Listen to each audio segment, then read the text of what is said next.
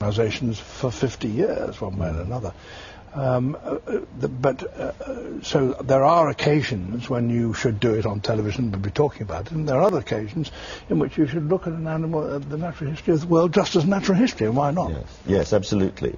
One of the points you've made in this film is that we have to be very careful of the word dominion. The Bible talks of man's dominion over the rest of the animals. Yes, I suppose I haven't looked it up. I ought to look it up. You can probably think of its etymology as to dominate and whatever. Dominate, yes, I would have thought so. It means to master, exactly. To master everything. We are the master of everything. We are not the master of anything. It's only too apparent that we thought we were the master of quite a lot of things, and it's that slowly becoming, or rather rapidly becoming, unravelled now. I mean, we realise we are not the master of the climate. Yes. We are not the master of disease. We are not the master of everything, and we can't use and should not use animals and plants exactly how we fit, as if we had no moral responsibility for them. We do have. One of the jobs that you've got coming up is the so-called Alistair Cook slot on Radio 4, where you're doing these quite a fair number of radio talks, and I'm just wondering how you're going to find the radio talk as against, the television documentary. You've done that. Not like that, I haven't. You've got some words of advice for me. I don't know. I mean, and I haven't started work on that. I haven't started thinking about it.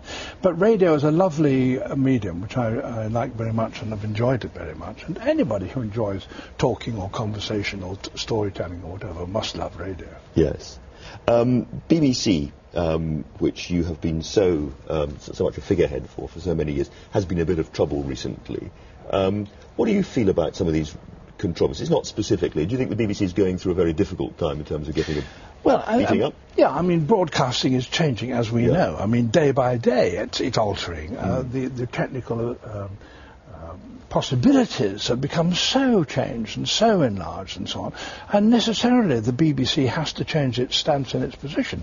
If it didn't, it would be fossilised and actually deserved extinct, become extinct. So we've got to, it's got to change. But at the same time, the fundamental principle should not change, which is that here is a method of talking to every soul in the United Kingdom and beyond, and that it ought to be able, on that method, to be able to say something that is not governed totally either by commercial gain or by politics, but is there because of the human spirit and human interest, and you should cover the whole spectrum of human interest.